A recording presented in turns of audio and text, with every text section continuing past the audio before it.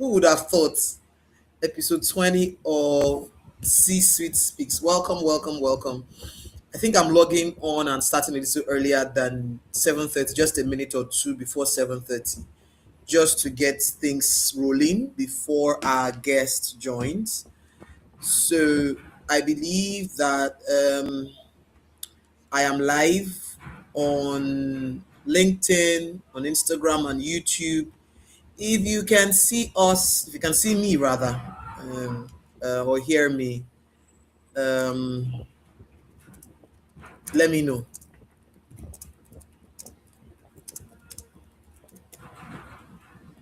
Okay. So this is the month of April. We're in the middle of the month already. First question that comes to my mind to ask you is: hope the salary has not gone anyhow. That's the first question that comes to mind to ask. That hope salary did not go anyhow. How far? How far? Were you more prudent with salary this month? Let's gist. Let me know. Were you more prudent with salary this month? Were you careful? How did you use salary? How did you use salary? Did you budget match salary? Are you sticking to the budget? Are you tracking? Let's know. Let's know. That's the first thing that came to mind to ask. So I might as well ask. Today is 14th. You know how we say here that by 15th we don't want to be saying what happened to the money, right? So let me know in the comments, and also a way for me to confirm that you can see and hear me and that you're here. As usual, you do know that there's a lot of value happening here with C Suite Speaks, me being the first beneficiary. So right now, I want to hear from you. Let me know. Did you budget? Did you budget? Did you budget? Did you budget? It has gone. Hey, help me. Hey, Busai on Instagram says it has gone. It should not gone. No, it should not gone. Ew, please. That's a habit I want us to start building within this community, right? Where we are very intentional with how we use salary. That's what I'm asking. Today is 14th. Tell me, I hope that salary is still remaining. No, I hope salary is still remaining. Let's know. And as usual, C-Suite Speaks is powerful, right? A lot of lessons. The feedback I've received from C-Suite Speaks, I'm not even kidding, and I know it's not hype, is mind blowing. Like, I hear some things people say, and I'm wondering, are they just hyping me or are they serious, right? So I'm grateful that you are showing up to be part of C-Suite Speaks. And if there's any leader who you feel like we need to hear their story, we need to know where they are coming from, and what they've given to get what they have, shoot me a DM, right? And if you're a leader as well who feels like, yeah, I do want to tell my story, I do want people to learn from my story, I do want people to feel that sense of, yes, it's possible, if what I've achieved, like we say in C-Suite Speaks, the whole idea is to say, if somebody's today, right, is where you want to go to, and their yesterday looks like your today, therefore there is potential for your tomorrow to look like their today.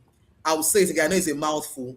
When you see somebody's today and you feel like, this is where I want to go to, this is how I want my tomorrow to be like, then we take a step back and we look at their yesterday. If their yesterday looks like your own today, that means there is potential, there is possibilities, that if you follow the principles they share, right, and put those things to practice, then your own tomorrow will be very bright like their own today is, right? So please do well to repost on your Instagram status, on Instagram stories rather, WhatsApp status. Let people know that we are live, right? Let people know that we are live and that they should join. There's a lot to learn as usual with C-Suite Speaks. Okay, so I am going to invite our guest right away. He's here already, and I'm excited, to welcome him to the show. So here goes. Hello. I'm Hello. saying I'm going to get my shekere or what to welcome my guest. I haven't done that yet, but I shall. So good to see Hello. you. So good to see you. Thank you Good for saying evening. yes to being here. Thank you. Thank you very Thank you much. for How the are you? invite. I'm good. I'm good.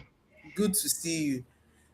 Thank you. I've known Shegun for a number of years. I can safely say And I'm going to ask some questions, but I can safely say that there's a niche in the HR group that both of us rock, and he's an boy in the journey, and absolutely inspiring, and I'm just very grateful that you said yes to being here today. Thank you very much. So everyone, you're live. Thank you for having me. You're welcome. Please repost on LinkedIn, put on your WhatsApp status, put on Instagram, and say that we are live, right? And we are here. So welcome again, Shegun, right? And thank you. So the way I Thank like you, to run Nika. this is to start with like a background as to why we are here. How did I come about this? And yeah, Okay. you are our 20th guest. So hooray. Interesting that I didn't think this thing would go this far, but here we are, on the road, right? On this journey. So what happened was that sometime last year, I started listening a bit to this guy, Steve Bartlett.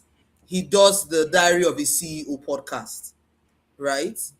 And as I listened to him, I thought, what this guy is doing is basically sharing people's either research findings or their stories. And I'm like, as a happy employee coach, are there stories I can also tell, right? Mm. And it came to me that you do have a network of leaders who have worked for decades that you can bring on. You know how people will look at your profile and say, how did this man get here? What did he do? How did he do what? And then they don't know the groanings, the growth, the grit that got you here. And I thought, okay, let's start this. And here we are, right? It hasn't been 100% every week, but it has been highly impactful, and I'm so grateful for every single person that agrees to come on. So the whole idea is saying, look back at younger Shegun and walk us through that journey. The way we say it, literally, that's your reaction. The way I say it on the show is this, right? If anyone listening is listening to your profile, your story, where you are today, Mm. and it looks like where they want to go to, I want them to pay attention to your yesterday. And if that yesterday looks like where they are at today, then they should relax and learn. Because therefore, the Yeah. path to your today can be their tomorrow. So that's what we're really doing here. Just from an African Okay. perspective, let's tell those stories about the workplace. So that's it. So over to you. You get to introduce yourself to us so that I allow you to share bits of you and whatever you're comfortable sharing, and then we just take it from there. So thank you again, and let's go. Welcome. Okay. Thank you so much, Nika. Thank you everyone for having me. It's very interesting that I'm number 20 on the show. So that's a shekere moment for me. Okay, so shortly before this session, remember when this invitation came, the first question I said is, what are we going to be sharing? And interestingly, I came with an open slate. And Fantastic. I did some check of previous episode. Don't mind me. That's just part of my research. And 100%.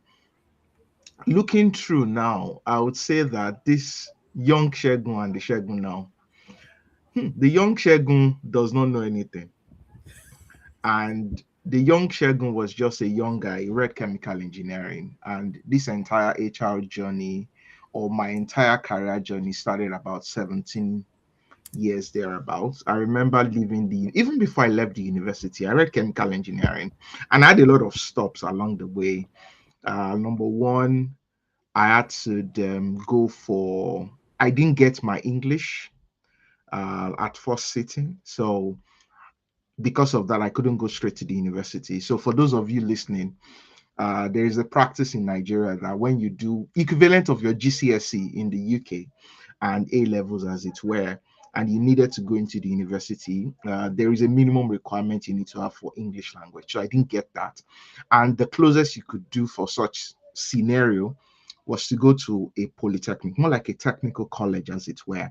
So I needed to do a first stop in a technical college, read chemical engineering, but something kept ringing that, Shegun, this is not where you want to be, basically. And while I was in the Polytechnic, it was a 2 year course. I registered for GC again, for the WAEC, and just be able to, as an external candidate. And I went in, I was studying. I would stay back in school. Nobody knew at home I was studying for it. But it had to come out of a conversation I had with one of my friends to say, if this is not where you want to be, then what are you doing to get to where you are going to? Yes. Why did I study chemical engineering? Everybody will wonder. I thought I was good in chemistry. I think I was. I was good in math, which was okay. And the usual, anybody asking you what is your career path, there's a Mm-hmm. typical answer. Is it like you say doctor, lawyer, engineer? Those are the three favorite options for any young Nigerian growing within an African background. It's always the conversation that if you say anything outside of those three, now we can talk about content creation, we can talk about human resources, we can talk about a lot of things that people many years ago you not think about. But now we can talk about it and it can be freely talking about it. And that's how the journey started. I closed that. But while that was going on, something started to drift away or something started to happen internally. One, take myself out of education. I was very driven for youth work when it comes to non-governmental. I was from a Christian-based family, so the typical giving myself to God, giving myself to youth development. I held various leadership positions, and I noticed that some things were coming naturally to me. The ability to encourage people, to organize events, I was not struggling. It was not like it was second nature. So during the polytechnic event, I got a realization one day, and I said, I'm not going to be in the oil rig. I was telling most of my colleagues then. The day I told one of my colleagues when we're going for IT, so industrial attachment, you need to go into the industry. I didn't get a place to go to. As a matter of fact, my dad, of blessed memory, then had to talk to one of his friends on our streets to get me into a printing press. Because as Wow. far as he was concerned, that's the closest industrial attachment he could give a chemical engineer. Because for all he knows, you were doing engineering. So his printing press, now, what's the difference? It's both. But interestingly, that experience battered something in me. Today, I do a lot of things around production, uh, publishing. I was able to publish a book. As a point, I was using that experience to help with magazine production within the church. So for me, I see Shegun as the guy that is multi-talented, Mm. and each of my journey was forming something in me then that today I can look back and say, oh, so I was going through a process. Today I'd say I'm a work in progress, and I think I'm still a work in progress. So now taking you through that journey meant I read chemical engineering. I was not doing anything in the area of chemical engineering. As a matter of fact, throughout, even when I eventually got into university, I didn't get into university on first sitting. That's another interesting story. I started the first time, it did not work. Then I ended up now teaching. So this is the young Shegun teaching secondary school, Mm. teaching people preparing for SS1, SS2. I remember my first experience in a room to teach. I was told to come and teach biology. I hated biology. But, but I was told to come and teach biology because aside me not getting my English, I came out with all A's out of 7 courses we did. Maybe I had 6 A's. So the English was like a stain. It was like a pitch of dot on a white shirt. So this is brilliant guy, whatever. So the tutorial center said, no, Shegun, you can teach biology. And to make it worse, two of us were asked to come and compete literally for the position. And I was the first person to enter. Now, remember, I gave you background of this is a guy that does a lot of public related conversation, youth Mm-hmm. Mm-hmm. rest. So Engaging young people. engaging young people. And interestingly, if I backtrack a little bit, my ability to speak today that comes naturally to me came from many years of learning. So imagine a 10-year-old guy already familiar with quiz competition in a Sunday school. He was already going for quiz, reciting Bible passages. You will not compare his public speaking speech or ability to control the crowd to a 40-year-old guy. Why?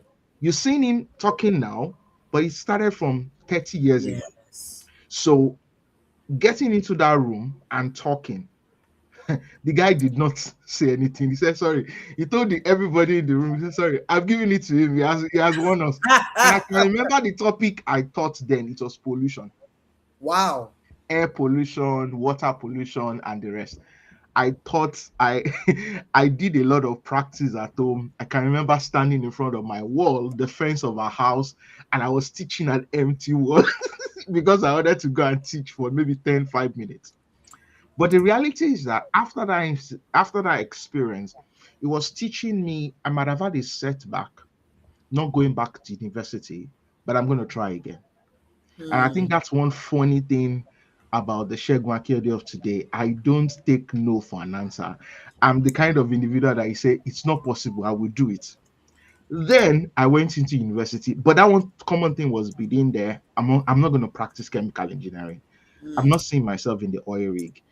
I'm going into human resources. I did not know it was human resources at that time, but I knew I was going to be doing things in the area of humanities, helping people, and a lot. And before I left the university, I ended up teaching people how to write CV writing. I stumbled on it, and before I left the university, I was already teaching my graduates. Interestingly, I was teaching people how to write CVs. And Wow. my very first encounter with the subject of human resources was during my NYSC. And to make matters interesting, because I had a lot of stops, I almost did not serve. Oh, So wow. back in Nigeria, definitely once you are 30, you cannot serve. Hmm. I left the university at the dot of 28, 29. Wow. And by the time I was leaving the university, I knew of a certainty that and we had delays. Of If you course. know OAU, you know there are a lot of strikes, OAU for 1 year ASU, before I and went to the rest. UNN, and I spent 1 year before NYSC again. Can you imagine? So my story was already tilting towards the story of no, nothing is going to happen out of this story. I was heading into a situation whereby, and I went into university. I finished, and or the dot of the time at 28, I went for NYC. I went to Kebbi State, and it was in Kebbi State I came across my very first physical brochure of Chartered Institute of Personnel Managers. A friend brought it, and I said, "What's that brochure?" Green. Those days they used to do physical copies. I said, That's interesting. Human resources." And I got glued. I got the answer I was looking for. The answer of my not being able to do chemical engineering and going into man. I got that answer, and I said, I think this is the part. This is the part for me. By the time I was leaving Kebbi State, coming back to Lagos, I had a clear path in my mind. And interestingly, I had opportunity. Those were the days when AGDC, I don't know, after school graduate development program, Dayton Ogo, it's one of the seniors I'm part of a group with today. They did a program back then called After School Graduate Development Program, Employability. I was the kind of guy that was given to such events. Hmm. Anything employability, you see Shegun there. It went to a rigorous program. That was my first encounter of doing when we do when we do developmental centers for screening for recruitment. We did it to enter into the program because then the program was some sort of Samsung Dream. That's the name then. Samsung was sponsoring that program and we had to attend. Now, those were things that formed my thought process as to anything is possible. I was not seeing impossibility. Yes, we might look at the Nigeria today and Africa today and say that maybe it was easier then. No, I'm not sure it was. I think it had to do with understanding where you were going. So it was a function of the Shegun, the younger Shegun does not understand impossibility. He knows that if I was going to get it done, there was going to be a way. And gradually, today, when I look back, I said, oh, I never knew that was what I was going through was, but it was forming something in me. Then that program helped me that by the time he said employers don't make house calls. That's one of the there was a particular audio tape. I listened to it over and over and over again. And they said employers don't make house calls. And that's when the idea of if I was going to get a job outside of chemical engineering in human resources, where can I start? And that was when the likes of KPMGs, PwC were getting bright chemical engineering guys, people that know nothing about accounting, and they were giving them an opportunity to get into the door. And I said, yes, that's where I'm going to go. I'm going to start with an HR consulting outfit. I'm not going to start with the big four. The big four is too big. I don't want to get into competition. That was my mindset. This was me thinking, which is the part that will give me a door, a step in the door. I can remember writing to 4 different HR consulting outfits. I wrote into Human Edge, People Temple that used to be in Isaac John in Ikeja. I remember them very well. And one other one, AGDC themselves. I sent it. I went to Ikoyi to drop it. And when I went to drop this application, I remember getting into the door. I didn't address the application to the recruiting manager. I researched the names of the MDs. So this is a young guy wearing his suit and his shirt. He doesn't know the MD. Writing a letter to the name of the MD. I remember Human Edge. I eventually became my first employer. And that was the University of Work that started this trajectory of the Segun Akeodo you see today. Now, writing the name of the MD and addressing it to the MD's name and putting my application in there. So when I got to the reception and I said, I'm here to see Mr. Folarin G. Longe, that's the name of my MD then. And he said, and he's the founder of Human Edge. The person at the recruitment at the front desk said, is he expecting? I said, no, the details are in there.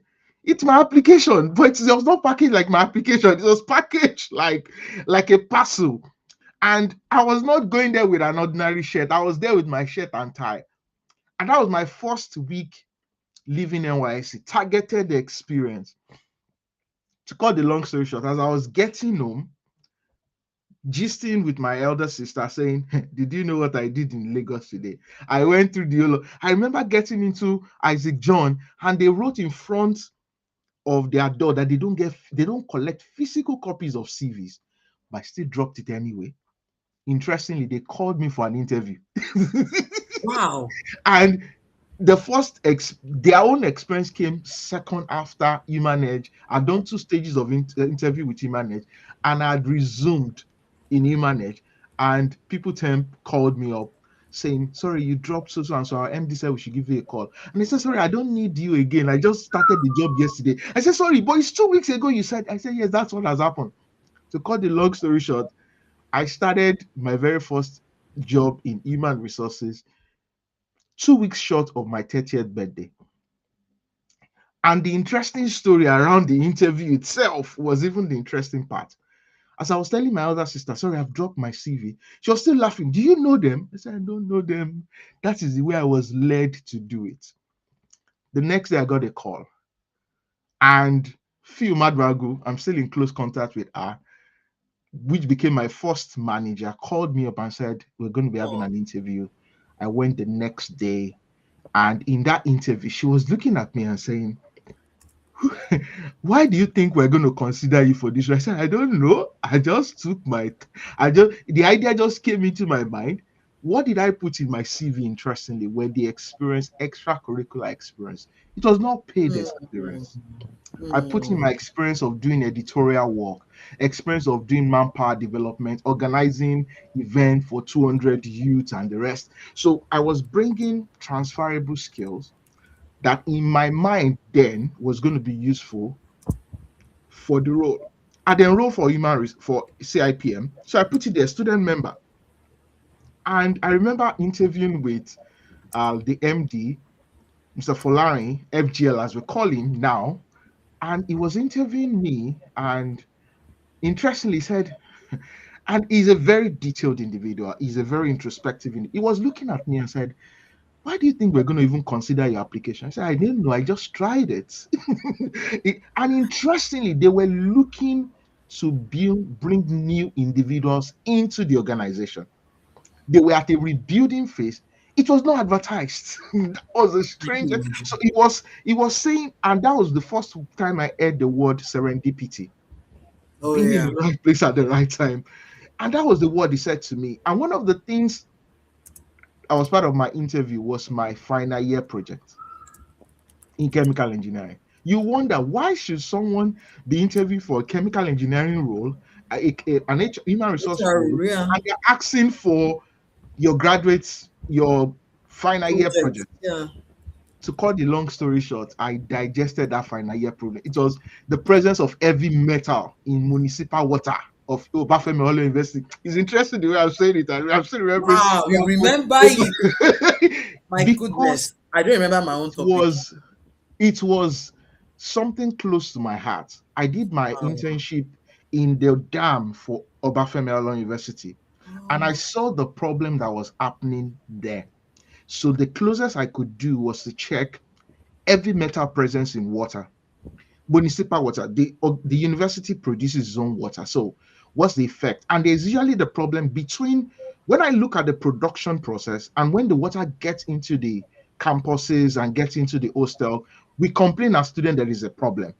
And that's singular project made sure was able to reveal that there's a problem between the source and when it gets to the destination.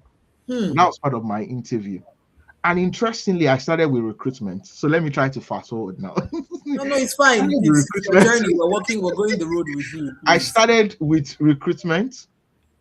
I was thrown into the deep end of recruitment and I was doing recruitment. And maybe a few weeks later in my recruitment journey in the department, the organization does remuneration survey and they needed to build the team for a interestingly, they've not done a REM survey for like 2-3 years before I joined.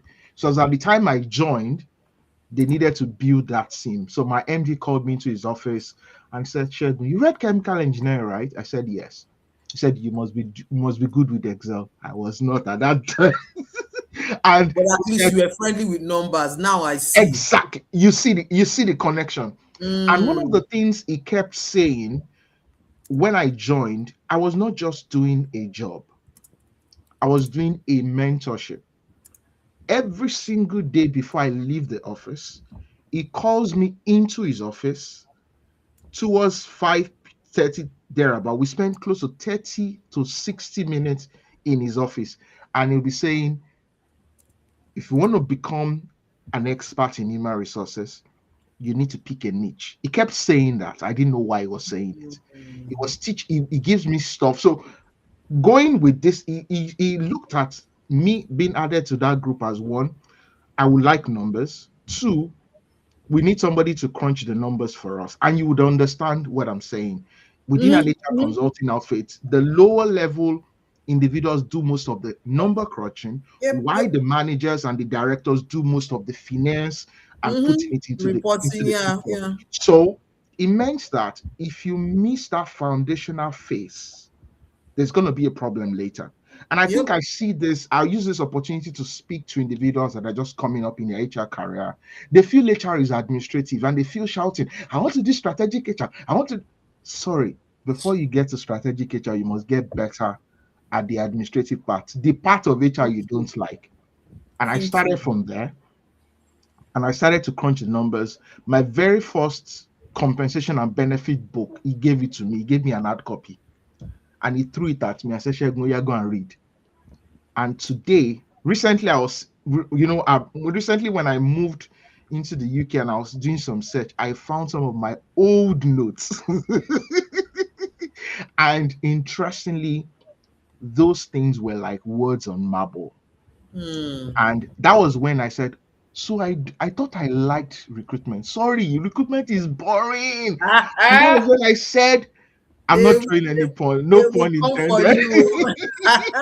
And No pun honestly, Sheg, when I intended. say this thing, people are like, I'm like, I feel like compound Ben is the core of HR. Any other thing, every other thing is linked, is the core, is the Yes. center, is the backbone. I don't know, but anyways, let's So not.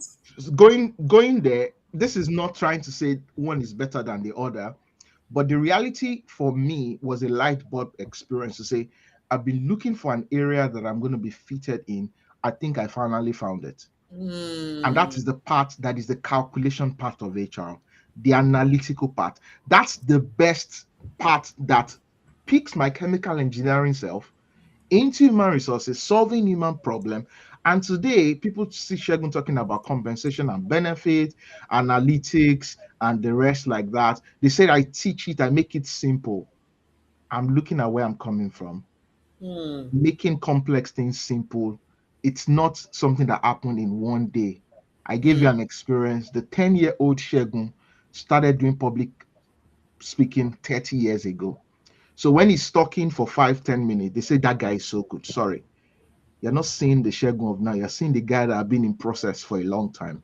So sometimes for young HR professionals, the question for you is you need to trust the process.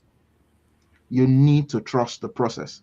And interestingly, there were so many missteps that I did. And I can't say I had a perfect experience. One thing that people never knew was the fact that after my experience with my first job, I had a period where I went into a role that I was a nobody. And I went into roles that I felt I was ready. I didn't spend long in Human Edge. I spent about a year and a half. Now, there are a few of my colleagues that we started together that they spent longer. Now, the difference between the two of us was the Shegun was the guy that makes the best out of anywhere he finds himself. So I had the opportunity of leaving that role, and at a point in my career, I was lost literally. Let me use the word lost. Then I started to say, what can I do to create a bit of influence? Then I discovered personal branding earlier. I say it, I'm not the only compensation and benefit person in Yes. Nigeria or in Africa, but maybe I might be the guy that is known. And that was because of my first job. It was like the foundation for me. And that was the time when I started writing for Jobberman on recruitment, on some of the conversations, some of my life experiences, what I wrote in my book, Corporate Misfits, Immutable Career Lessons for Fresh Graduates. Now, it was me telling a story. Everything I did in getting into human resources was a gamble. It was an intuition. What's like everybody said there's no way there, but I was seeing a way. And because it materialized into a way, now I Mm. can begin to say there's a principle there. You can do any role you want to. You only need to put in the work. You need to be ready for the transferable skills into it. And at a point in my career, I was out of a job. Interestingly, when I wanted to get married, I lost my job 3 months before my marriage, before my wedding, and nobody in my family knew about it.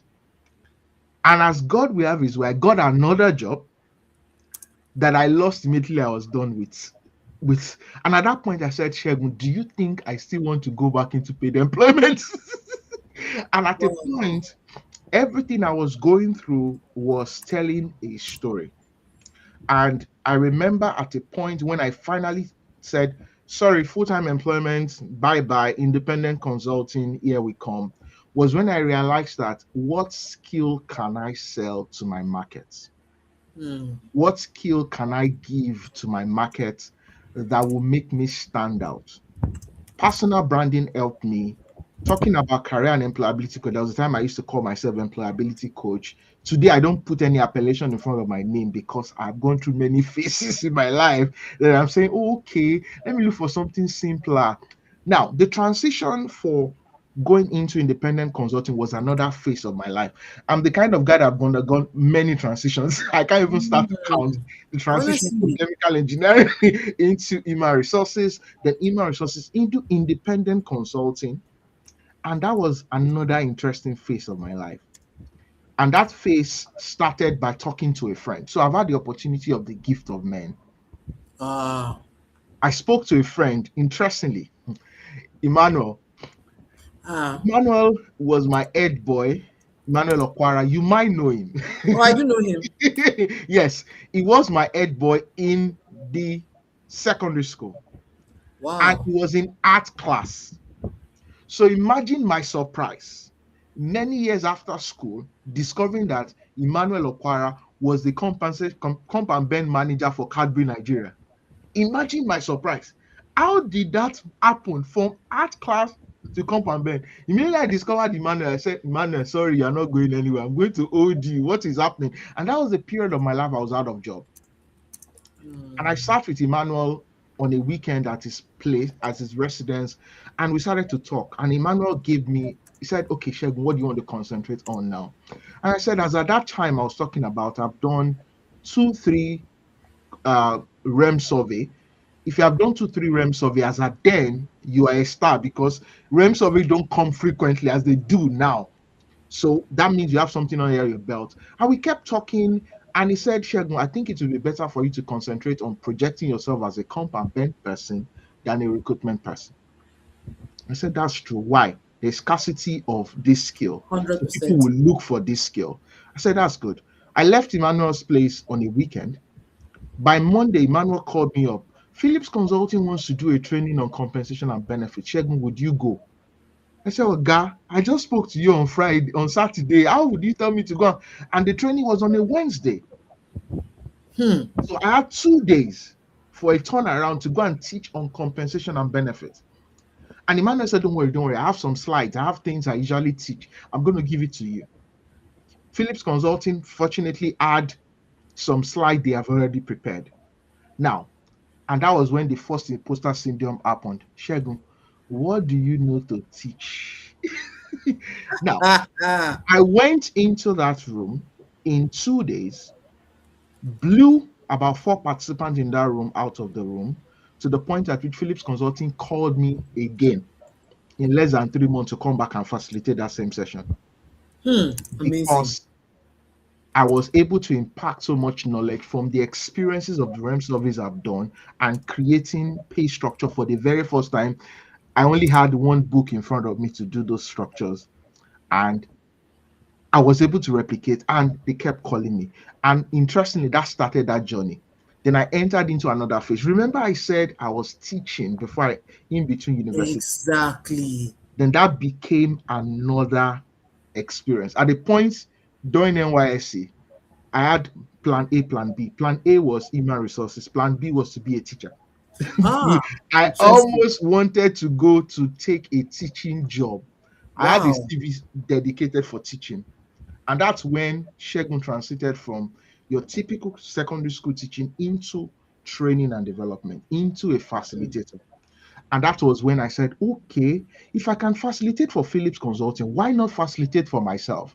Hmm. Then Hmm. I created a brand, Crescita, and did my very first training in 2016, if I'm not mistaken, that about 10 years ago or thereabout. And I Yes. did my very first solo independent training. I had about 4, 5 people there. And interestingly, in my head, 2 of those individuals are currently in the UK doing very well in their field. And that was when the idea came to say, "Shegun, come. If you wanted to influence the future of human resources in Nigeria, let's start by training mid-level professionals how the concept of human resources and compensation and benefit affect their work." Today, every single individual that went through that program is one head, one people director in their various fields. I say that with all. So today, if I go through my contact list, I can list more than 20 HR directors Hmm. that went through that training. Patrick was on this program some weeks back. He was Mm-hmm. one of the early individuals Oh, that attended that program. I can't start to amazing. mention the numbers of people that that singular program has affected Hmm. in terms of impact. So it was a function. And interestingly, when I was doing all of those conversations, I didn't know it was going to evolve into what it is today. It was just a function Hmm. of, "Shegun, I need to die empty. I need to give more. I need to teach people the things I went through so that they will not make the mistakes I made." Why? This is not a jab to my fellow compound band people. We don't teach enough. Thank you so much, We Neka, that you are don't. now coming Oh, out. I'm You are now trying coming to. out Don't. with doing more. There is a dearth of information. Everybody don't Honestly, even say. people are We struggling. are so busy in what we are doing. We don't teach people, and that was maybe that's another unique part about the Shegun that everybody sees today. Then let me now start to fast forward into where I am now. Hmm. For every job I did in Nigeria, I had an opportunity to do a job for AB InBev for a fixed term contract on a recruitment project. and I was still in fixed independent consulting. They said it was fixed term. How did I get it? Gift of men. Mm. Another HR, there is an HR director in his field now that I met during my recruitment days. I wanted to work for Anderson then for recruitment role, and I didn't get it, but we kept in touch. So when he was moving, we kept talking. And when there was a need to make a referral, he made my referral to AB InBev. And I was at an independent consulting phase. And I was fortunate to help them, the Shagamu plant for AB InBev, the entire recruitment that happened in that space within the space of 6 months. I was instrumental to all of the recruitment schedules and the rest. Yes, it was a recruitment project, but it became useful when I got into the UK. My very Mm. first job when I got into the UK referenced what I did years back with AB InBev. Interestingly, the only reference AB InBev in the UK needed was to contact my former employer, my former colleagues. Some of them have actually moved on from AB InBev. But Mhm. because I kept contact with them on WhatsApp, I had their numbers. Immediately they were needing those names. I quickly went to them. I said, sorry, my HR director then, another individual that worked with me then. I said, sorry, I'm speaking to AB InBev in the UK and they needed XYZ and they needed to contact you. Now, that was one. I had when I was picking that job, everybody, why do we want to go and take AB InBev? I said, it's a multinational organization. I didn't know I was going to leave Nigeria at that time, but something told me I was going to need that experience. When PZ Nigeria came along also for another project, I was in independent consulting. I picked it up again. It was a fixed term contract just for 1 year. I said, sorry, I'm going to need the experience. And that experience, interestingly for PZ, was an HR transformation project that I was working on the implementation of Workday across the entire global PZ infrastructure. We're doing meetings with individuals in Manchester. I never knew I was going to come into going to the Can UK. you Guys imagine? in Manchester were leading because the headquarters for PZ was in the UK, was leading the entire conversation. There were times that was my first experience of time zone. So when we're in the morning in Nigeria, we do early morning meetings because we needed Asia and some other areas to be at a time we were able to have meetings. Mm. I didn't know I was building muscle for when I come into the UK. They had opportunity working with Chi Limited, which was bought by Coca-Cola company Mhm, until mhm, recently mhm. that was sold back to UAC. Now, that entire experience, I never knew I was building a lot of pedigree for the UK market. I did not move into the UK and I dropped my Nigerian job. For close to 7 months, I was rovering between the UK and Nigeria. My family was already in the UK, but I was still doing the back and forth. Why? I needed the money. Yes, so And I was head of reward. I needed the money. But the reality was that for 3 months when I got into UK, I was out of job again. But the Sheikh Makiode was already used to being out of job, so it was not a problem for him. It was a real mental problem because this was not Nigeria that I could do independent consulting. This was not Nigeria that I could get some. When I was out of job in Nigeria, all I needed to do is organize trading and money will come. Get some mm, of the clients and money will come. mm, This was a different space. Uh, there was a lot of transition with the kids, transition with your family, understanding the system that was happening.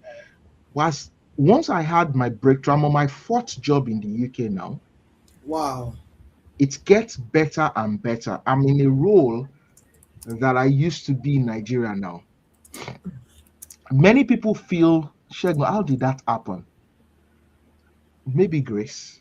I can't discount grace. And I can also discount every of your journey connecting with each other. There are Yeah. times when I took the AB InBev job, something told me I was going to be playing in a global market. So it was a useful experience. AB InBev they had the UK, it's almost like a big structure. Hmm. PZ was a big structure. Hmm. Chile Media was a big structure. Now, those three roles became useful when I got into the UK. I didn't write I was working in Nigeria. As a matter of fact, I avoid talking about Nigeria. When I did my CV and I was writing Nigeria, I noticed I was not being called for interviews. So tell us, what were you writing? Hmm. Initially, when you write your job and the name, because there were two things. So for anybody transiting into a new country, Exactly. you must realize that one, if you have a known brand, it helps you. If you put the Nigerian factor, they say, sorry, this guy is an immigrant. They are no, we don't need him. But that's not what you want to do. You want to be able to present the value first. Let them discover you're from Nigeria later. Hmm. Don't put things that would discourage the recruiter from calling you. So I remember a friend, another gift of friends. He looked at my CV one day, said, Shegun, they are not going to call you. You have Nigeria all written all over your CV. Sorry, they're not going to call you. So I removed everything Nigeria out of my CV. So when I'm talking about AB InBev, I just put AB InBev. That's They it. don't need to know which location. When I put pizza, they don't need to know. When I They will put even pause to, chill, wow, see simple wisdom. that's the reality. Simple because they don't. If you put a name, so take for example, if you want to put UBA, for example, Mm-hmm, mm-hmm. don't put UBA for the sake of it. Write a commentary beside UBA, the largest bank in so so so and so. Now, what you're Mm, trying to do is to draw value to them to say UBA you don't know, but when you Google the largest bank in Africa, UBA comes up. That sticks in their head. amazing. Now, if you have opportunity, now this does not mean you should lie, No, yeah, yeah, true. Yeah, it's very but important to it point that means out. there's a Yeah. way you present that experience that becomes useful to them. Now, Mm, I still say I have more than so, and the other thing is this: I don't say I have 15 years experience anymore on my CV. Why? Number one, the UK market and Europe generally put less focus on the years of experience, but the quality of that experience. So mm, most of the jobs in UK, US, and the rest will not tell you we need 5 years experience. No, they will say experience doing X, Y, and Z. So when you look at yourself, have you done it? Yes, you have done it. Can you show? I've done interviews and I've done 2 hours, and they're just saying, okay, is that all? Immediately you are in the UK in an experience in an interview, and they're saying, is that all? Sorry, you are failed. They're not calling you chai. because you have not made sense. And I realized that we do a lot of things in Nigeria and in Africa that we don't know how to quantify the value of what you have done. Hmm. So my very first early interviews in the UK, I was speaking, but they were not listening. They were not hearing what I was saying. Why? I was not using the right terminology. I was discounting my experience. So imagine my last role in Nigeria, I was in charge of a workforce that's close to 3,000 and another agency workforce that is close to about 4,000. And in my CV, I'm not writing that, I'm not quantifying that. I'm not Hmm. quantifying the value of our people budget in my CV. Hmm. I just leave it as I'm leading strategic HR. Sorry, I'm leading strategic. No, no, no. The numbers needs to speak. It needs to make sense. So when I started to talk about, I was instrumental in recruiting the workforce for the first brewery in West Africa. Blah blah blah. Now that started to make sense. Okay. When I started to talk about, I was leading the global transformation project for the entire PZ. I was representing Nigeria, Ghana, and Kenya. It started to give capacity because my very first job in the UK, I was in charge of BU Europe, which means I was in charge of the UK, Spain, and the Canaries, three different countries. I was reporting into a manager that was sitting in Leuven in Belgium. I needed to demonstrate capacity that I've led a global team. Now, if that was not showing from my CV, I'm not going to get called back. I've had opportunity to leave benefit program, knowing fully well that the benefit program in Nigeria is slightly different from the UK, but there are transferable ways of showing that same Hmm. experience to the same managers you're dealing with. So the HMO that every one of us think is HMO in Nigeria is not HMO in the UK. It's private healthcare in the UK. Why? because the NHS, which is the government funded health insurance, is also there.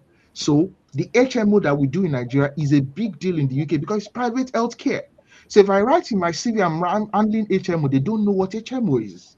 But when I say private healthcare for X percentage of employees, now they start to sit up. When I'm describing the fleet management system that I've done in Nigeria, they really may not understand. But there is car policy here. And another thing I chose not to do, payroll management is not reward management in the UK. It is not benefit management in the UK. Mm-hmm. So if you Funny have that you experience of mentioned payroll, that because I was thinking about it earlier today that when we talk about rewards, people feel that sense of, oh, if you're not talking about payroll, you're not in it yet. And I'm like, no, it's here. Payroll is interestingly, mostly automated completely. It's not a skill set to be. So when I was thinking, funny enough, this morning actually, I just like when people say rewards, and I'm thinking you are talking structure, designing incentives.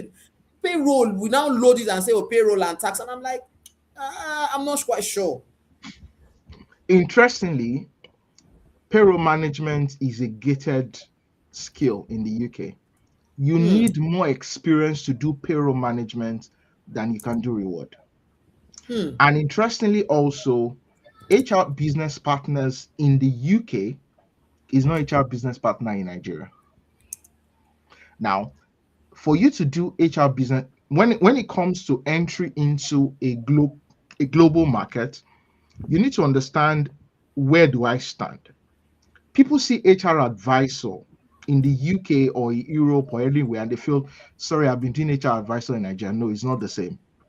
It was when I got into UK I realized that, oh, my brother, I think we have light years away when it comes to the experience that we look at, and the way you package that experience is critical. So when you're doing human resource management or HR business partner in the UK, you expect to be an ER person. You need to be strong on employment laws. Why? Hmm. Because that is the person that handles all the tribunals. We think Hmm. we have tribunals in Nigeria. No, we don't have tribunals in Nigeria. We are learning. No, we're learning. You need to understand the ER implication of cases. So, take for example, the UK just launched some series of employment rights bill. They've changed a lot of things, and you need to be on top of those information. Hmm. So, in my current role, I'm in charge of pay, benefit, and reward. It's within a local council in London, and it's a different experience from what I used to know. The Hmm. payroll person is a whole department on its own. Imagine doing the payroll of close to 4,500 employees. Hmm. And yes, it is automated, no doubt. Everything is automated, but there's a level of processing to it. Hmm. As a matter of fact, our finance team do more of the heavy lifting. Hmm. So now the other conversation is that public service and private are different side when it comes to reward management. Hmm. The public service, or when I use the word public, I'm looking at, there's a difference between civil service and local government. It's not a lecture, but just trying to create a bit of Yeah, for people similarity. who, yeah, But the who are way they operate yeah. within public service is slightly different from private. I've had an opportunity to do both, and I can say for a fact to say they are not different, but one is more competitive than the other. Hmm. The private sector, for anybody transiting into the UK or transiting anywhere in global markets, please transit into an industry that would not need, let me use a word that is easy. Barrier of entry is easier. So why Okay. is it easier to get into a public service employment than it is in private sector? Private sector, their standards are so high. Public service, they are needing transferable skills. They are so strong on transferable skills. But private, you must have demonstrated you have done it before. But in public service, demonstrate you have done something close to that. They do our typical competency-based interview that everybody run away from.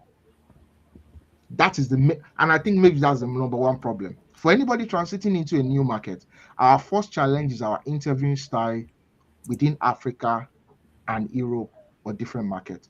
Hmm. When people hear competency-based interview, they are afraid in Nigeria. They just want to talk to the interviewer.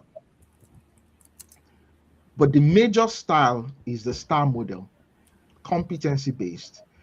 Tell Hmm. us about a time when you did XYZ. Because you are able to demonstrate transferable skill that you have done this before and I can do it again in a different field, your barrier to entry is easier. Hmm. But the challenge, most of us, which is something I needed to rethink all over again. At the point when I was doing interviews, I thought I was a dollar because I was asking myself, sorry, I've had X years of experience. So why am I failing interviews? When it started to happen, it became a situation of I was almost sure that I was going to be called. So I started picking the jobs I wanted to apply for, simply Hmm. because I got into a momentum that I understood what they needed. I understood the way the lingo needed to be done.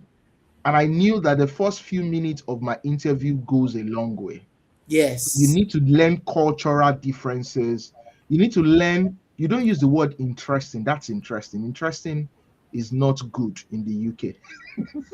Interesting is just there. That's fine. That's okay. That's a better one. Then when you use the word that's interesting. Interesting is like you didn't do well. They just that's just there.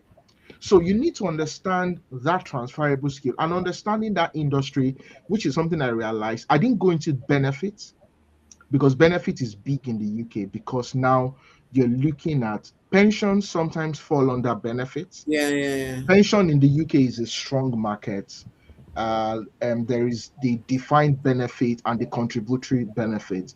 So private does a lot of contributory, similar to the one we do in Nigeria, Mm-hmm. similar and first day right, and the ability to the percentages are slightly different because the contributory pensions your employer can match it, which means if you are doing 3%, your employer can do 6%.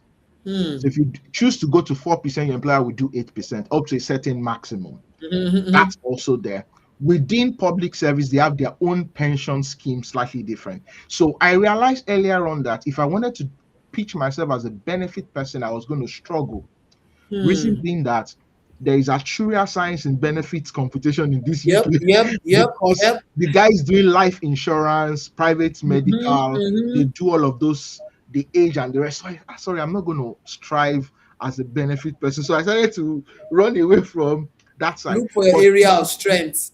yes, and one of my area of strength was around technology, knowing fully well that I've done some technology experience before. So there's also generalist reward within the UK. So which means there are different career paths. So there's the administrator role, and there are different areas of reward. So I've had opportunity to do executive compensation analyst for an organization, and most of the number crunching I was doing was for executives. I was the one in charge of their payroll, their increment, their annual increment, their bonus calculations, setting their performance bonus payments. Now, that's another area that is a niche area. So for me, Hmm. I see the UK, what we do, interestingly, we've done all of these things in one single role. But if you want But to it's recruit, broken if you up. want to apply, it's opened up. That's the word. It's Hmm. widened up to the point at which you would think you know, but you only know a section of what they expect you to. So when you are presenting yourself, you're not presenting yourself as a generalist reward person. You're looking at your experience and you should blow up your experience in the little of that area you're applying for. Hmm. So if So let's I'm talk looking about at this thing you just said now, Shagun. Sorry. You yeah, talked about generalist versus niche, right? And you've said it's come up a couple of times, even from the beginning of your career, where your MD was saying, please let's go there a little bit. And this question okay, of picking a niche, right? In your experience, both as a rewards person, but as a HR person and someone who has coached people, mentored people and all of engage young people, mm, help us navigate why a niche is important and how do we choose one in our various career areas, right? Just okay, talking about your experience from that and engaging people so people can learn this power of niche because something that has helped me as well, helped me to yeah, stand out. When people say rewards is I sleep it, I eat it, I don't have any issues. I'm not looking for. In fact, I used to people that I was one of those people when we joined KPMG, my set, when people were saying, "Oh, want to do recruitment, want to do this." I'm like, tax. This one is critical. Oh. I can sit here. I've done hundreds and hundreds of surveys. Instead, and I'm Mm. like, this one, I'm liking it. So this power Yeah. of niching, especially over time, please let's spend some time on that a bit, so to help someone listening know how this works. Okay. Okay. So let's take it as I'll use brands now. So when you're looking at a fizzy drink in the cola region, which one comes to mind? Coca-Cola, Pepsi. Before you Coca-Cola. start to the biggie colas and the rest. Now, one thing that Coca-Cola has done very well is that they've created a niche for themselves that when anything cola comes up, their name comes up. When you go to when you go to the noodles market, a brand comes up. When you go to toothpaste, a brand come up. That's the difference. That's what niching does to your career. Hmm. That you are good at every other thing, but you want to be the guy that the name comes up first when that area of HR is mentioned. And it's similar to personal branding. It's the same way at the moment, you're talking about the happy employee Mm-hmm. coach. Because when Ineka's name comes up, what does Ineka wants to be known for? You're talking about planning your salaries. That was Mm-hmm. how you Mm-hmm. started. People don't really talk about finances as they want to. So when I pick creatives, when I pick Leke Alda, Mm-hmm. Mm-hmm. what comes to your mind? Mm-hmm. That's what niching does to your career. Kai. What do you want to be known for? Do you just want to be anybody? Hmm. If I'm talking about reliability for cars, there's a brand that comes Yep. up. So if I'm looking at reliability for phone, good picture quality, a brand comes Mm-hmm. up. I think that summarizes what I like niching it. does to your career. Don't just be known for everything, be known for something. You know every other thing, no doubt, but you want a area where you are an expert. And this is it. There is depth and there is Mm-hmm. width. Your width is you know everything about Mm-hmm. HR, but your depth will be in an area that when it comes to that area, they wake you up, you can teach. The way I see it is that what area can you teach 24 hours, 7 days in a week without repeating yourself? That's how I was taught Wow. niching. I really like That if what you're how you top 24, described it, honestly. And knowing that you were somewhere, like, I don't want to miss out on this in our conversation today.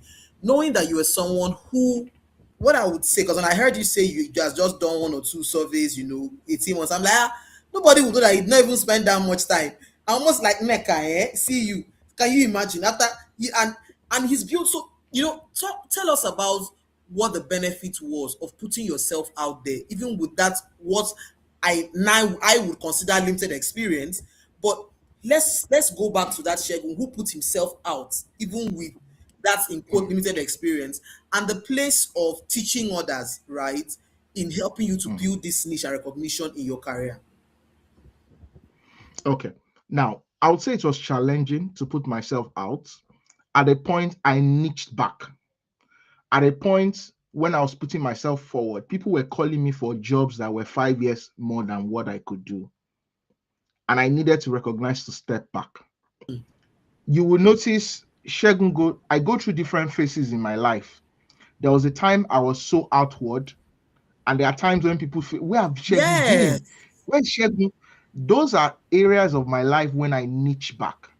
And I say, sorry, this is when I need to step back now. So when I moved into the UK market, I needed to recognize what do I want to put forward? Am I meant for the UK market or for the African market? Hmm. Now, for each of the stages of my life, and interestingly, I got to a stage, even with that experience of putting myself forward, that I started to get roles that was building my depths. Uh-huh. So within those period where I was putting myself forward, I started to get engagements that said that one of my very first independent consulting experience was that I went to Port Harcourt for like close to 3 months to go and lead a team of 5 people to do almost like a HR transformation within an oil and gas Hmm. organization. I got that engagement from one single experience of putting myself Hmm. forward. Now, what did I learn from that experience? I was modeling what I've done. I was replicating it and I was learning at the same time. Hmm. Now, it might look like, Shegun, was that imposter syndrome? Yes, it was. But I knew what they wanted to do, but how you're going to apply what they needed was where the difference was going to be. Hmm. I don't usually say no to most of, and interestingly, there's so many independent engagements, compensation engagement I've done after now that I cannot mention the name of the organization, but my name shows up when they look at their report. Why? I built a career or a kind of independent consulting at which if Inika comes to me and said my own consulting outfit wants to do this project, I will go as an associate consultant. You don't need to mention my Mm-hmm. name, but my result is there. Hmm. There are a few projects I've had opportunity to do that I can't mention my name, but because I did it with another consulting outfit, it helped me to build more depth Hmm. and I started to get better. Now, at the initial start, there's going to be trying to walk before you start to run. Hmm. Now, you needed to recognize that there are times when putting yourself out there, you need to know what level. Don't put yourself out as I know everything. But I was putting myself out as I have knowledge of this. I have knowledge of this. Today, I still don't do enough of it, of saying, sorry, I'm the alpha and omega of Compound. That is what I will not do. Because I've learned over time that you need to put yourself out there as you need somebody to help you. I'm the man for you. Hmm. Now, the other challenge that people have when they don't put themselves out there is that nobody knows you exist. Hmm. So if I go on LinkedIn, for Thank. example, you would also know this. There are a few search terms that will make you show up on search when recruiters. And interestingly, when I wanted to get my job in the UK, I knew where the jobs were. I got my first job from recruitment from LinkedIn. I was going through LinkedIn jobs and I got my first job from there. My second job was through a recruiter I connected with on LinkedIn. Interesting. My third job, because I connected with one recruiter, connected me to the second job and the third job. My fourth job, which is the job I'm currently on now, I got it through a LinkedIn email from the recruiter within the organization that I'm working in now. Hmm.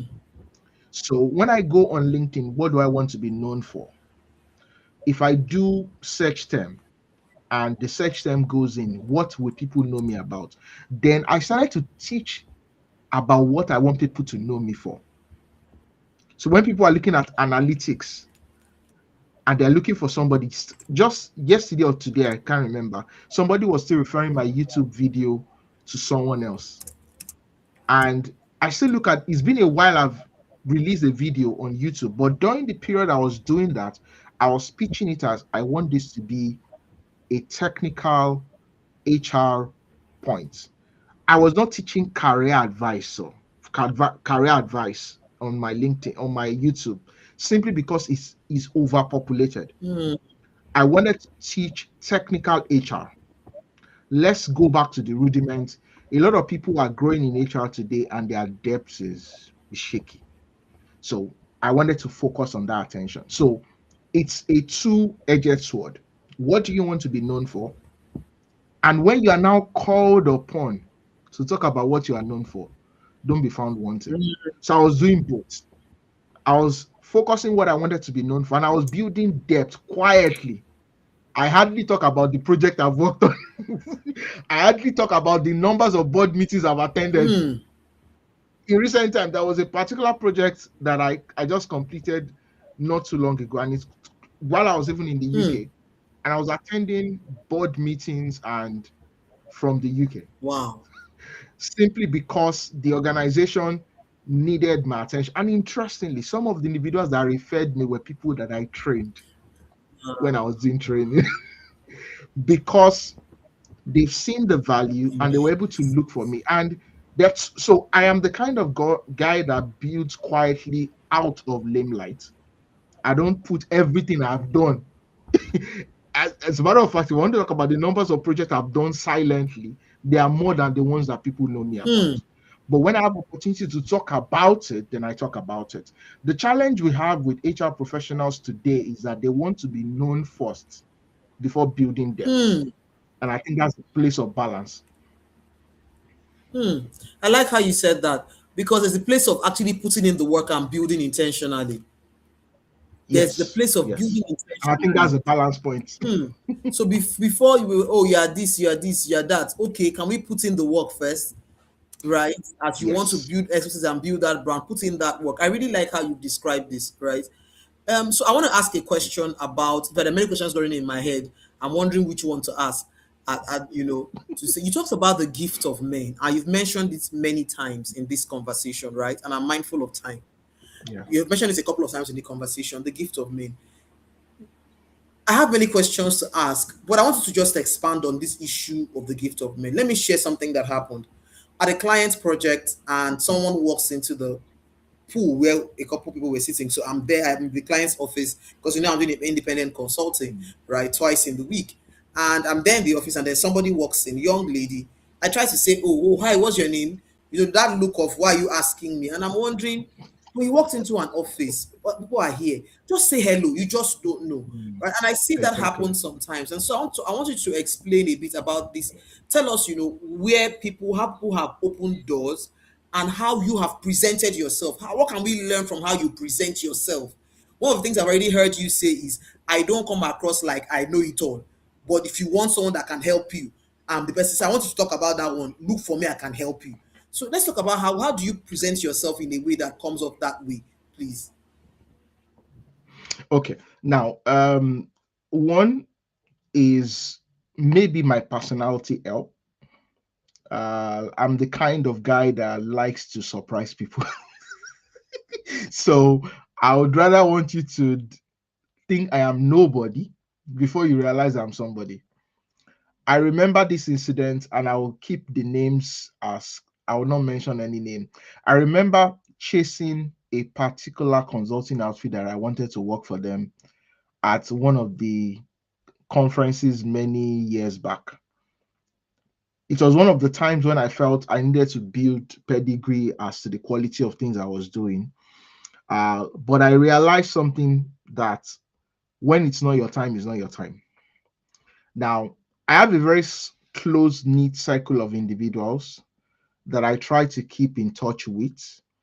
And how do I do that? I check on them, we talk, we move on. At the same time, I jokingly tell them when I need help. I remember for most of the time in Nigeria that I had to have opportunity for different projects to do, people brought the project to me, not me looking for the project. I remember getting the AB InBev project. A friend just chatted me up because we've known ourselves for a Hmm. while and we kept touch. I'm not the kind of guy that talk too much. People can attest to that. I don't talk too much, but I think I have a way of keeping the quality Hmm. relationship. There are a few people that will chat me up now. Within few minutes, I'm going to Hmm. respond. And there are some individuals that will call, I would run away. And what I try to do is I give, Hmm. I help without expecting something in Hmm. return when I have the time. I'm the kind of person that somebody calls me up, Shegun, I'm trying to solve this problem, blah, blah, blah.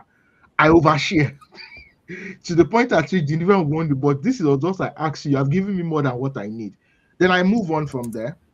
Then sometime later, the person just remembers, this guy that helped me to do something, I'm sure he may be able to do this and this for me I as well. Then testify. they I come back. testify. I have testimony, people of God. I testify of Shegun's help. I can I have testimony. How they used to say, praise. I can 100% testify of Shegun's help. That one I can give you now. So sorry to interrupt. I wanted to say Then, it. that's fine. Then the other part is understanding the model of free and paid. Hmm. It's you are getting what we call emotional bank in the minds of people. when you give so much free stuff, people get, they have this responsibility that they owe you. So when an opportunity for you to get paid for what you have been giving out for free comes, they will push it in your direction. That's another Hmm. principle. Then understanding that there is no string attached to your conversation, because there are individuals that the first approach is how much can I make out of their hands. That's not the focus. I'm not a gatekeeper. If I have any information, and I think you have testified, if I knew early the things I can do and the things I cannot do, and I know when to push it to the individuals that will do Hmm. it, simply because early enough I just realized I can't do everything, I can't be everything, I can't be all things to all men. Hmm. So that reality is critical. Then understanding what role I'm playing in the life of these individuals, because there are some individuals that they are your helpers. There's some individual you are their helper, Hmm. and understanding which role they need. And also, I have a collaborative experience with every individual I come across with. I don't relate with people for what I'm going to gain from them. I remember getting a job in Nigeria for somebody I did a coaching session for. I did a coaching session to help the individual on something. Hmm. And the individual called me up later. I was just joking in the coaching session, just the same way we are talking. Me, I'm looking for a job. And I said, are you serious? You're looking for a job? Okay, let's talk on so and so day. And they said the rest is history. Wow. So sometimes it's understanding, give first before asking. Hmm. And in your asking, don't be desperate with it. Also, putting a caveat, I have this mindset that everybody has a purpose and a role to play. When it is time for me to play my role, if I've done my part, that individual will do his own part. Hmm. So sometimes it might not be something you can 100% predict, because the same way you would do it to somebody, somebody else would they will just show you Yes, the so way show you the they will back give you door. Hmm. breakfast. But one thing I've realized is it's not you that is going to help in that scenario. But one thing I try to do is to be as nice as possible to people at any point in time I come across them. Hmm. People jokingly think that how do I do it? Sometimes I don't know. Sometimes I just don't know. And interestingly, it's just a function of the mindset. What do you want to be known Hmm. for? So when I crossed 40 a few years back, I decided it was going to be about legacy, giving Hmm. away, giving everything. So, and I realized that if somebody taught me and I don't teach somebody else, and interestingly, by virtue of me teaching, I was getting better. Thank you. Thank you. Please say it again. Louder for those at the back, like By they virtue say. of me teaching, I was getting better, because one thing I learned earlier in my career is, Shegun, be so good that anywhere you talk, nobody can challenge you, irrespective of nationality or anywhere. Hmm. So it was not a function of I'm in Nigeria. I'm only resident in the things I know about Nigeria. I'll be so good at which any individual. So if I look at my YouTube channel sometimes, aside Nigeria, the closest view is from India Interesting. and US. And I'm wondering, sorry, Indian guy, I'm teaching them analytics, I'm teaching them compound bend. There's some there's some things that I need to revamp. So it was a function of, if you become so good, if that's your mantra is not money first, your mantra is value Hmm. first. If value gets so strong, then something flows Hmm. back. Hope I've answered your Ah, question. I've not man. over passed your No, question again. honestly, it's so interesting that I got a mail yesterday from a person, someone I subscribed to, talking about the power of helping others to achieve. And I think that that's what you've just described with many, many examples, just so that we get it from different angles. Whether it's even in the gift of, because the first thing you said in answering this was that you ask for help. And I took note of that because I've been taking notes. Yeah. And for me, I tell people that when you ask for help, you give somebody the gift of an opportunity to help. and that is powerful, Yes. right? And then going out of your way, to refer, to be that collaborator, to say, okay, this person can do this thing, and that I have benefited from that, in the current role, so I'm like, Yeah. it's so such a powerful thing that I wanted you to share about, right? Now I'm conflicted because of time. We have 10 minutes left. I don't want to go beyond 9 o'clock, right? And I want to answer Okay. two things. I want you to talk about the programs you have, right, on Udemy, right? And your journey on YouTube, if you can do that, Okay. just how you package what you know, because there may be someone here who is wondering, how do I package, how do I do this, and then I also want you to talk about the place of God. So now I want you to use that to wrap up, right? But Hmm. first, how you talk about your book as well, just how you package knowledge, because frankly, anybody that doesn't agree, well, we're in a knowledge economy, right? It's, Yeah. if you brand yourself right, if you package your products right, you can actually make bank. Yeah. So I want you to talk about that, Very true. and then delve into the place of God very quickly so that I can release you, please. Okay. Okay. Okay. So, my Udemy journey started. My YouTube and Udemy journey started during COVID. During the lockdown, uh, I paid for a YouTube camp, boot camp, as it were, and that was where I learned the purpose of niching. And Ah, I wanted to talk about career advice, CV writing, and the rest. And my coach just told me, said, Shegun, no, don't go into that niche. It's crowded. You're an HR person, talk about HR. And interestingly, it was during those times that I got sponsorship. Many people did not know that some of the videos I did far back then were sponsored. There is some that everybody would know. I don't want to mention name. They were sponsored videos, and I did them consistently. Imagine an organization saying we will sponsor two of your videos every month, and I had a contract to do 24 in. wow. I didn't have a choice. I needed, and those were the days I Just to was show up. building. I needed to build gradually because it was tied to something. Then, not recently, I also had an international sponsored opportunity as well through some of my videos. There's a particular video that I did was international. Now, I was starting that way. Then a friend told me about Udemy. So my very first Udemy course was packaging all the videos I've done on YouTube and dumping them on Udemy. Then I migrated into a time when I now dedicated recorded videos for Udemy. Then one thing I don't also do is that I now started to understand that I now do a lot of private. The times when everybody felt Shegun was not on YouTube, I was teaching privately in live sessions and live teachings and the rest that people did not know I was doing. Now that's very critical. So it means whatever you know, start from the little niche, write about it, record videos about it. Everybody always wants to talk about entertainment, blogs, gossip, and the rest, but there's also a niche for depth.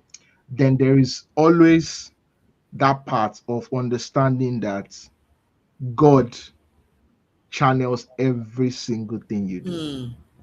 So in all of my story, there's something that is constant is grace. If there's a story, my story of coming into the UK is another conversation Hmm. entirely. My getting into the UK, the decision was taken, though it was on the radar, but my moving into the UK, everything happened within few months. And boom, I was out.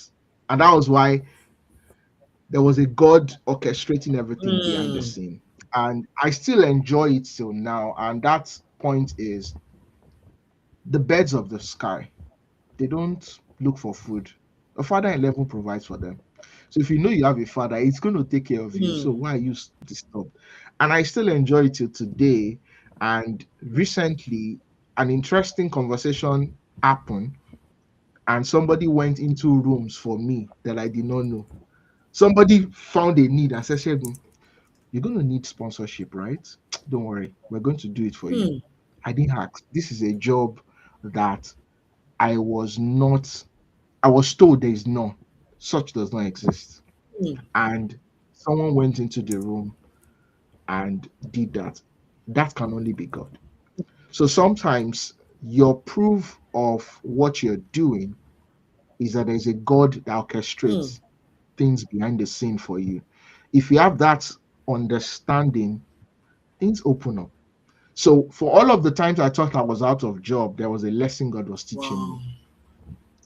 For the times I felt I was not doing the interviews well, there was a lesson God was teaching Hmm. me. And that teaching is that because I've gone through it, I can help others. Hmm. Interestingly, recently, somebody just moved into a new role. He's going to be starting in a couple of weeks in the UK.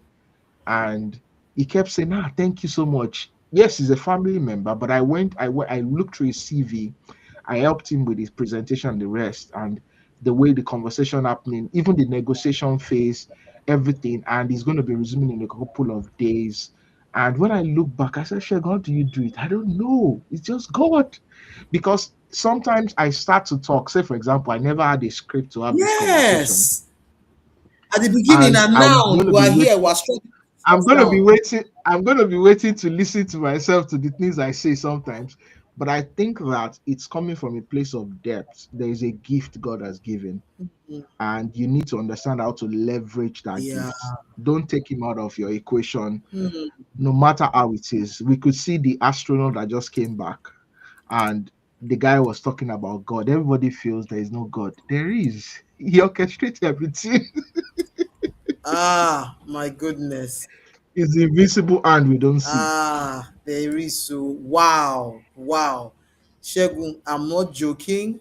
I have written page one, two, and I'm not. I know when I tell my guests this, I'm not one to hype or tell stories, right? Mm, And my assistant is watching as well. I've literally been typing throughout. At some point, I was even wondering, mm. hope my typing is not even distracting because I was just like, there's just a lot you were sharing, right?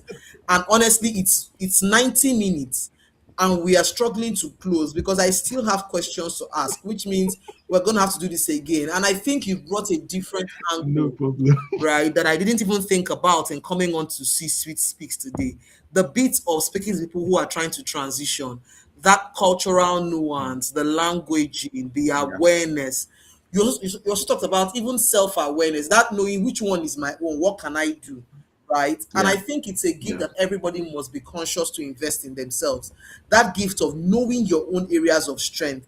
And because, one of my life coaches, DDK, says, no country becomes great by trying to mend their areas of weaknesses. Is amplifying their yes, strengths. But human beings will now be yeah, focused. So that gift of knowing exactly where you are strong. Nobody's saying don't fix the areas where you need mm, to fix them, but know where you are strong and put effort there to amplify that. It's just so powerful. And that awareness of how different cultures. So you've really touched on a lot. And I know that many people have learned. On Instagram, people are there. On LinkedIn, people are there. They're even asking, is it recorded? So for those who are that's right. asking, it is recorded, right? It is recorded on LinkedIn, on YouTube. You'll find it there. And please do well to click and follow Shegun. He has a career book. What's the title again of your book? Right. Corporate misfits, immutable career Please show lessons. us. So interestingly, the Okay. is out of Oh, print, unfortunately. Except I take it back to why print not? anyway. Please, you should. Don't be private with this one. Please, So please. it's except I go back. So my plan maybe that's where the plan is going to be is turning it into a PDF and giving it out for free. Oh, wow. Okay. I'm that kind. I'm that kind of funny So, person. guys, go and click the I follow only need button and turn on post notifications so that you will know, because story when is really interesting to have left school at 28 when some people have already done 4 5 years work experience, and still to be able to have exactly. grown to this point is such a powerful story for me, right? So please do well Mm, to go and follow Shegun. And if you're an HR person and you're looking for depth on compound bench, Shegun is your guy. I've attended his course. I have. So let me just tell you, you need to go and look at his course. Go and binge on YouTube. Let's even start from there. Then you go and sign up on Udemy. There's a lot you will learn because comp and bend is a scarce skill set. And like you said, it's tough to yeah. make that time to teach.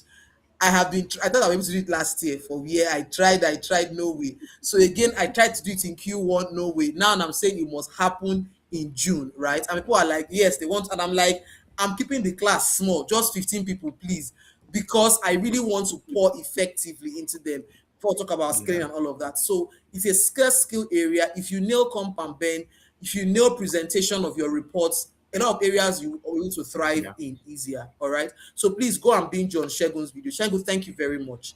I thought we would stop at Thank you 60 so much for minutes. having We me. are at 90 minutes, and let's not go further than this. I am super grateful. I've learned a lot. I tell people, and I don't mince words, that I started doing C-suite speaks to help in quote the younger Mm. generation, but I have been the first beneficiary. You're learning. Every time I Mm. speak to people in the last 20 episodes, I've gotten answers every time. Mm. Sometimes I'm not even conscious of, I wasn't thinking about the matter, but while listening, I'm like, oh, that's it. And sometimes I'm actually worried about something and worrying about it. And I come on live and the answer, I'm like, oh, yeah, yeah, yeah. Thank God I showed up today. It's maybe, so Yeah. thank you very much for showing up. And I'm sure if we call you again, you'll come Thank back, you right? for having me. Because this is going to go full Yes. circle. Yes. Just Yes. want I to will. tell more stories of success and growth, for people to be able to learn from. Thank you very much. God bless Yeah. you. My regards to you. Thank you so much, Ineka. Yes. And I'll bye bye. do that. Thank you. Okay. Thank you. On to next.